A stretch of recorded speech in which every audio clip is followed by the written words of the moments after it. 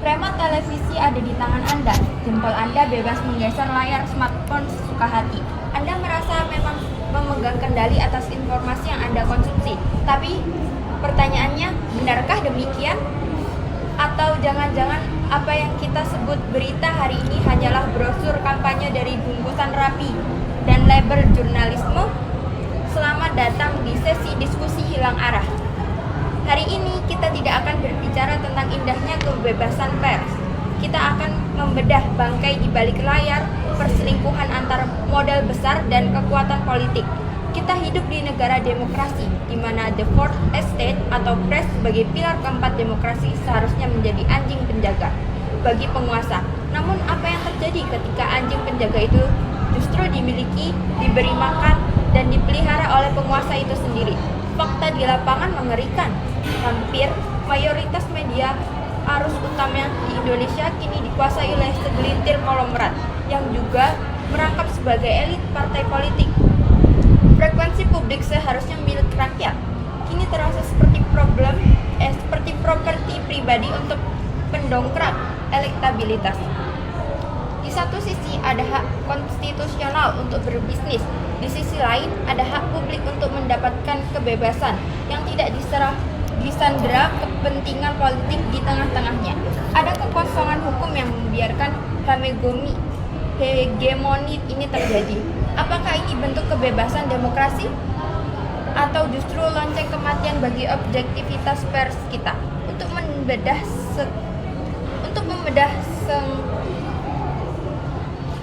membedah hukum, etika, dan politik, ini saya sudah bersama rekan diskusi yang siap berdebat. Oke. Mari kita dengarkan diskusi dari tim pro dan tim kontra. Mari kita mulai dari tim pro. Perkenalkan, nama saya Zainuddin dan kali ini saya akan ditemani oleh teman saya di sisi pro. Perkenalkan, nama saya Roni dan di sini kami di sisi pro di mana mendukung mosi hegemoni kapitalisasi ini. Baik. Saya dari tim kontra. Oke, silakan. Izin memperkenalkan diri. Saya Rohman. Saya Wan. Saya Asep. Oke, baik.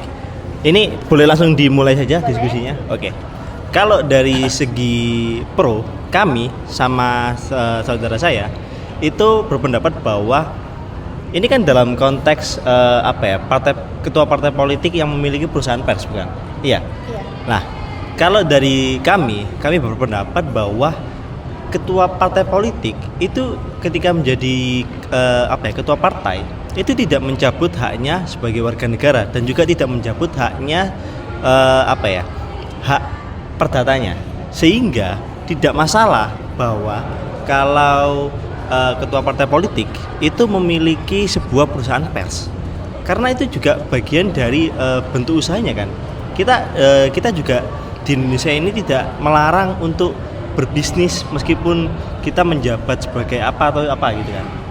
Betul. Kalau menurut Anda gimana?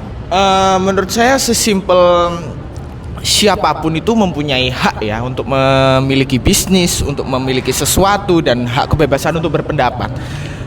Melihat bahwa ada dari pihak kontra yang kurang setuju dengan adanya pihak politisi yang memiliki perusahaan pers, menurut saya itu terlalu mengkotak-kotakkan.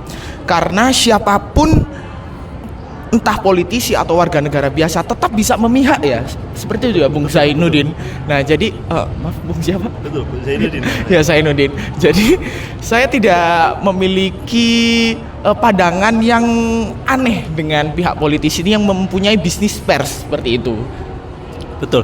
Tadi saya sempat menyebutkan bahwa di Indonesia ini kita tidak dilarang untuk berbisnis. Dan itu ada dasarnya, yaitu pasal 33 Undang-Undang Dasar 1945. Sehingga politisi juga warga negara menjadi kota partai tidak mencabut hak perdatanya untuk berbisnis. Melarang politisi punya media adalah diskriminasi dan pelanggaran HAM. Begitu. Lalu yang kedua menurut saya adalah ini adalah realitas bisnis. Jadi industri media itu padat modal atau diperlukan modal yang sangat-sangat besar. Tanpa konglomerat yang mungkin kebetulan menjadi politisi, media akan bangkrut dan jurnalis akan di PHK. Banyak yang akan di PHK. lebih baik dimiliki politisi tapi wartawan gajian daripada idealis tapi wartawan mati karena tidak memiliki gaji. Begitu. Lalu yang ketiga, menurut kami adalah tidak ada larangan eksplisit gitu bahwasanya ketua partai politik tidak diperbolehkan untuk memiliki perusahaan pers. Sebab coba tunjukkan kami satu pasal di Undang-Undang 40 tahun 1999 tentang pers yang melarang pemilik media menjadi anggota partai politik. Tidak ada kan? Dalam hukum apa yang dilarang berarti apa yang tidak dilarang berarti boleh, nullum delicto. Berikut pendapat kami para pro. Silakan. Iya. Jadi maka saya Rohman berpendapat bahwa tadi disebutkan oleh Mas Zainuddin bahwasanya lebih baik wartawan ini makan dari gaji daripada harus mati kelaparan. Dengan kata lain, secara kasar bilang bahwa lebih baik hidup di kemunafikan daripada harus mati kelaparan. Itu ya dua-duanya hal yang salah dan nggak bisa membenarkan suatu kesalahan dan memberikan kesalahan yang lain, itu nggak bisa. Satu itu. Yang kedua, tadi disebutkan bahwa nggak ada larangan pemilik partai politik itu, ketua partai politik atau orang-orang yang berkepentingan politik itu untuk memiliki media. Ya memang benar. Tapi perlu diingat bahwa ada pemikir-pemikir barat itu mengatakan bahwa siapa yang memiliki media, ia memiliki dunia. Siapa yang menguasai media, ia juga menguasai dunia. Sedangkan kita tahu dan realitasnya bahwa orang-orang politik, apalagi itu sampai ketua partai politik, itu memiliki kekuasaan yang begitu besar. Dia mengandalkan berbagai cara untuk mencapai kekuasaan itu. Ya itu kita nggak bisa memungkiri bahwa kebutuhan dasar manusia juga sudah disebutkan bahwa apalagi laki-laki nggak jauh-jauh dari harta tahta wanita. Mereka punya harta. Akhirnya mereka untuk mencapai tahta itu mereka mengandalkan segala cara, termasuk memiliki media dan menguasai massa. Lalu untuk mengandalkan tahta tersebut itu berapa tahta tersebut. Nah, yang mana dalam prosesnya mereka tidak jarang mengeluarkan informasi-informasi yang mengarahkan pembaca, mengarahkan massa untuk melakukan sesuatu yang menguntungkan mereka. Di mana perlu kita tahu bahwa hak dasar dari setiap warga negara adalah mendapatkan informasi yang benar yang diatur dalam pasal 28F Undang-Undang Dasar 1945. Dan di sini saya rasa hak konstitusional warga negara diciderai oleh kepentingan mereka untuk mendapatkan suara dan mengendalikan media. Itu sangat diciderai dengan adanya mereka bermain di media dan nggak ada yang menjamin kebohongan-kebohongan mereka terus mengarahkan massa untuk percaya kepada pemberitaan mereka. Itu nggak ada yang bisa menjamin ada pengawasnya. Pengawasan kita sangat kurang terhadap media.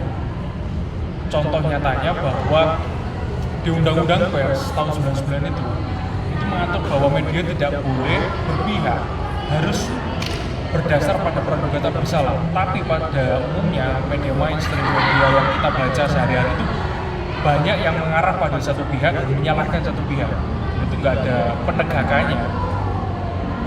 Jadi gimana tim pro ini bisa menjamin bahwa mereka yang berpolitisi dan juga memiliki media bisa menjaga kenetralitasannya dan menjaga keaslian serta kebenaran suatu informasi yang mereka sampaikan. Oke, kalau dari tim pro, saya tadi sempat menotis bahwa Anda tadi bilang ini mencederai kepentingan warga negara. Namun ini kalau kita balik lagi perusahaan media ini, perusahaan pers ini itu kan memerlukan modal yang sangat banyak, sehingga ya ini cuma kebetulan saja gitu loh. Ketua partai politik itu konglomerat yang memiliki perusahaan media ini itu kebetulan menjadi ketua partai politik, sehingga ya kita itu tidak mencederai kepentingan siapapun gitu. Iya, izin interupsi. Jadi perlu saya pertegas lagi. Pertanyaan saya bagaimana negara bisa menjamin hak konstitusional dari warga negaranya bahwa mereka disajikan berita yang benar. Dan mohon izin saudara tidak memberikan jawaban yang cukup untuk menjawab pertanyaan tersebut. Justru malah mengulangi kata-kata yang sudah saudara utarakan. Gini, masalahnya nggak ada kata kebetulan. Ya memang kalau kebetulan kaya, oke lah. Tapi ya orang bisa memilih antara fokus ke politis dan juga atau ke media. Dan kalau memang mereka istilahnya dua sayap dibentangkan itu boleh-boleh saja, sah-sah saja. Yang saya tekankan pertanyaannya, bagaimana saudara bisa menjamin negara mampu mengawasi mereka yang memiliki dua peran tersebut untuk terus menjaga kenetralitasan dan menyajikan informasi sesuai dengan kebenaran, sesuai fakta, dan tidak menggiring opini untuk kepentingan mereka. Baik, mungkin saya ingin menjawab pertanyaan dengan pertanyaan ya, karena saya melihat bahwa di pihak pro ini terlalu di-labeling sekali tentang bagaimana ketua partai politik jika mempunyai bisnis pers akan mengkubu kepada sesuatu. Maka jawaban saya adalah bagaimana jika memang bukan partai politik yang mempunyai bisnis pers, bisa Anda jamin juga bahwa tentang kenetralitasannya. Seperti itu, karena kami bisa melihat di sini bahwa mosi yang kita ambil sekarang adalah tidak masalah, bukan tentang netral atau tidak netralnya, karena yang sudah terjadi di Indonesia saat ini adalah kita bisa melihat semua senetral-netralnya MC, senetral-netralnya moderator pasti akan mengkubu pada satu hak, di mana stasiun TV itu adalah stasiun TV yang netral, bisnis pers yang netral, di mana semua flow perdebatan akan mengalir dan bisa kita lihat mana yang menang, mana yang kalah. Di situ pun sebenarnya kita bisa melihat bahwa di mana netralitasan Indonesia ini berpihak kepada bisnis pers, bukan bergantung kepada siapa pemilik bisnis persnya. Tapi mosi yang Anda ambil adalah bagaimana untuk menjaga. Maka jawaban saya adalah bagaimana Anda bisa menjamin jika bukan ketua partai politik itu bisa netral juga. Iya. Jadi dalam kuliah hukum politik yang pernah disampaikan oleh dosen-dosen kita di beberapa semester yang lalu, masih kita junior lah, itu disampaikan bahwa politik determinan hukum, pendapat politik determinan hukum itu lebih unggul. Soalnya pada prakteknya pembentukan hukum itu dipengaruhi besar oleh kekuatan politik. Kita baru berbicara mengenai hukum, apalagi media yang turut dicampuri politik sudah pasti ada kepentingan politik di dalamnya. Saya perlu tahu, saya nggak hanya fokus bertanya bagaimana negara dan tim pro menjamin kenetralitasan media yang dikelola oleh mereka yang berpolitik. Secara general, entah media apapun itu, bahkan media swasta yang tidak ada sangkut pautnya dengan politik, saya bertanya bagaimana negara bisa menjamin itu. Kalau pertanyaan saudara terkait negara menjamin itu, maka di sini kami pro itu tidak tidak membahas tentang negara. Kami di sini membahas tentang kira-kira boleh nggak ketua partai politik itu memiliki perusahaan pers. Jadi pertanyaan yang Anda sampaikan itu tidak relevan dengan topik pembicaraan kita kali ini. Betul tidak, moderator?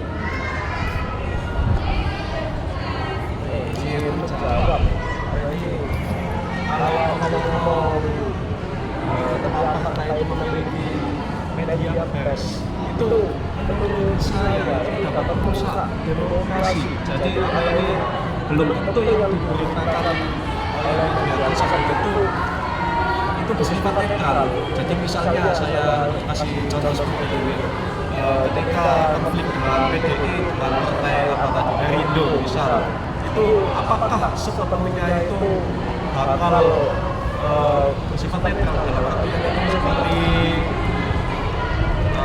mementingkan partai Perindo tersebut.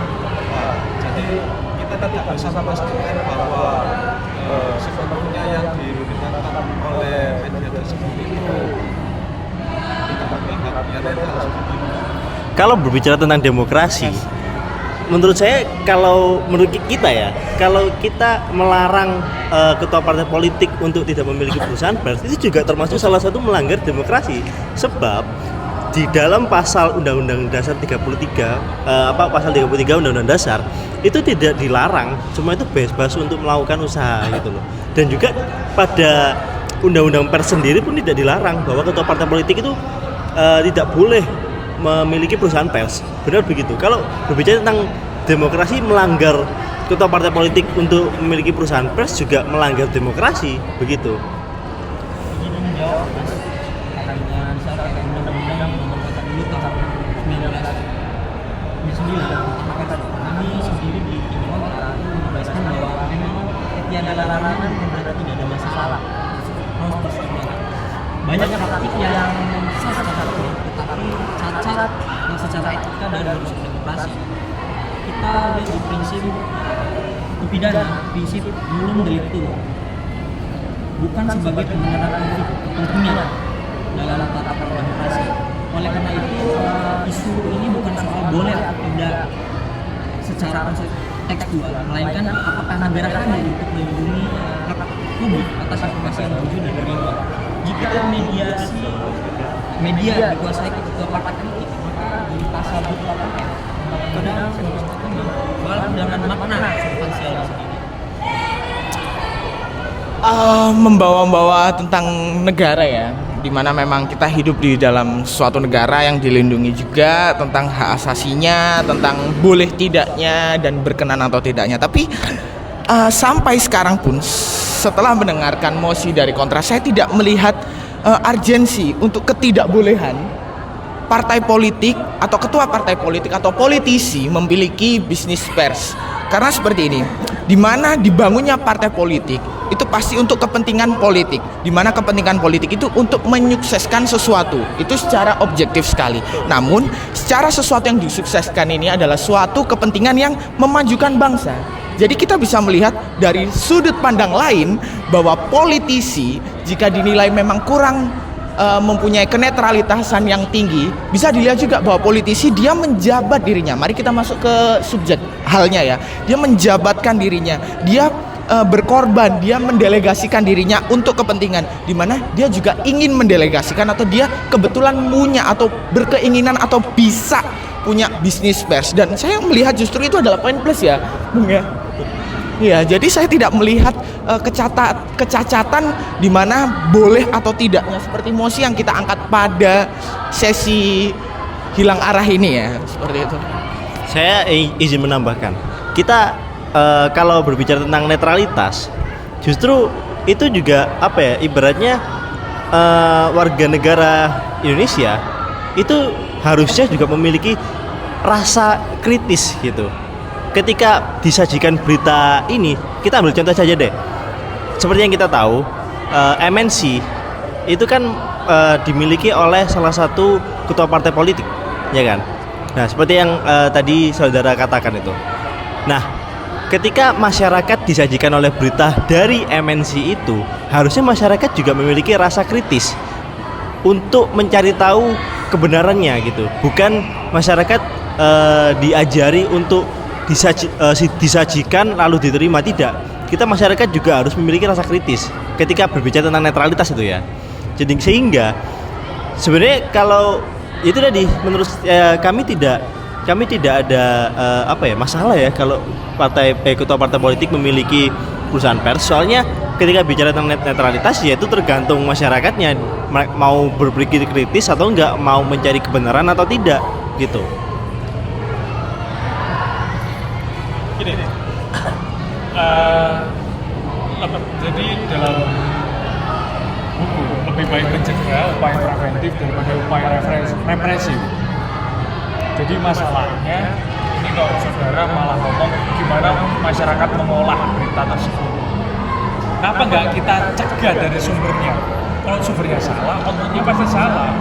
Kita cegah dari sumbernya.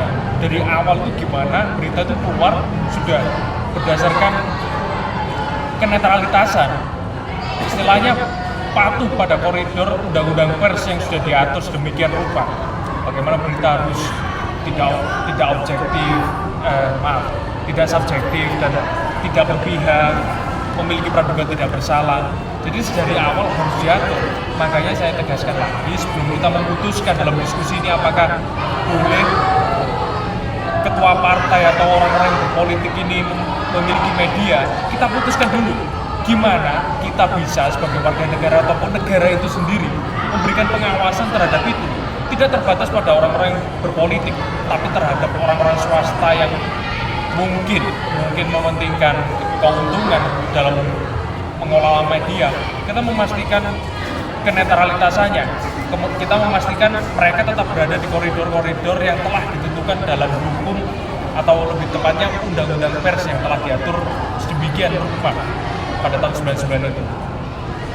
Kita pastikan dulu gimana kita sebagai warga negara yang juga memiliki kewajiban memberikan pengawasan dan juga negara itu sendiri memberikan pengawasan media yang dikeluarkan atau berita-berita yang dikeluarkan oleh media ini tetap netral dan bisa menjaga kenetralitasannya terlepas dari segala kepentingannya, entah itu pihak swasta atau pihak-pihak yang berpolitik.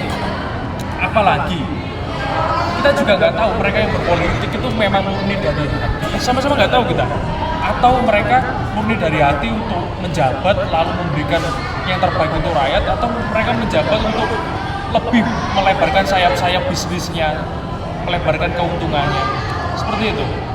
Oke, ketika tadi saudara masih kekeh untuk mengatakan terkait netralitas ya.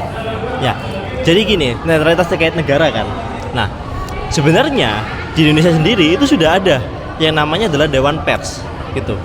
Dewan Pers ini salah satu tugasnya adalah untuk menjaga atau mengedepankan kualitas, akurasi dan memverifikasi informasi yang dikeluarkan oleh para media pers, gitu. Jadi ketika saudara menanyakan peran negara dan bagaimana upaya preventif, gitu. Sebenarnya di Indonesia juga ada namanya Dewan Pers. Ya ini juga dewan ini juga bekerja untuk menjaga etik jurnalistik, begitu. Sehingga menurut saya tidak ada masalah, kami tidak ada masalah ya kalau ketua partai politik itu memiliki memiliki media pers, gitu. Sehingga ya ini sebab pertama tidak dilarang, ya kan? Tidak dilarang, maka ya udah boleh, gitu. Lalu yang kedua, ini sudah menjadi ketua partai politik tidak mencabut haknya warga negara, yang mana tidak mencabut juga haknya untuk melakukan usaha, begitu. Seperti yang kita ketahui, media pers juga memiliki modal yang cukup besar, dan kebetulan saja konglomerat pemilik media pers ini itu adalah ketua partai politik, gitu. Ketika berbicara tentang netralitas, kebenaran suatu berita atau upaya preventif, itu di Indonesia sudah ada yang namanya Dewan Pers, gitu. Mungkin sekian dari kami, dari saya, dari sisi pro. Mungkin ada tambahan dari sisi kontra.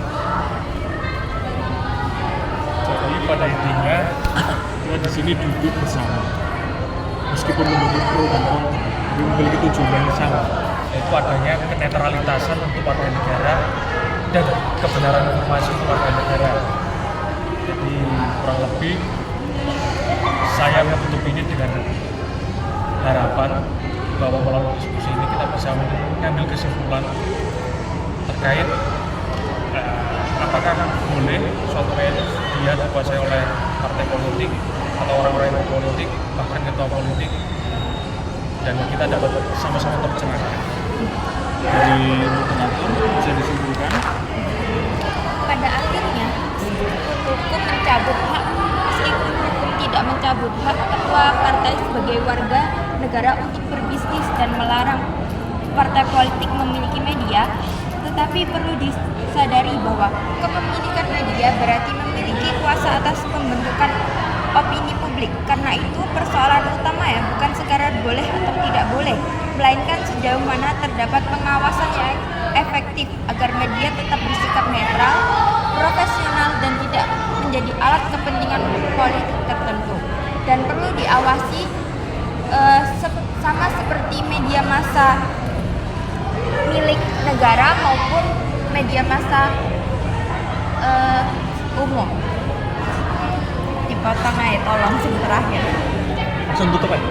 Jadi pada kesimpulannya, izin tim kontra menyampaikan bahwa ya memang benar orang-orang yang berpolitik atau bahkan ketua partai politik memiliki hak untuk memiliki media. Tapi perlu digarisbawahi bahwa mereka juga harus memiliki porsi yang sama dalam pengawasannya. Dalam Dewan Pers harus memiliki porsi pengawasan yang sama, dan Dewan Pers diharapkan untuk tidak terintervensi oleh politik-politik dan segala intimidasi serta kepentingan mereka, agar bisa memiliki porsi pengawasan, memberikan porsi pengawasan yang sama dan memberikan menjatuhkan sanksi yang sama apabila terbukti tidak dapat menjaga netralitasannya. Sekian dari kelompok kami, kurang lebih mohon maaf. Kita tutup. Kurang lebih mohon maaf. Wassalamualaikum warahmatullahi wabarakatuh. Waalaikumsalam warahmatullahi wabarakatuh.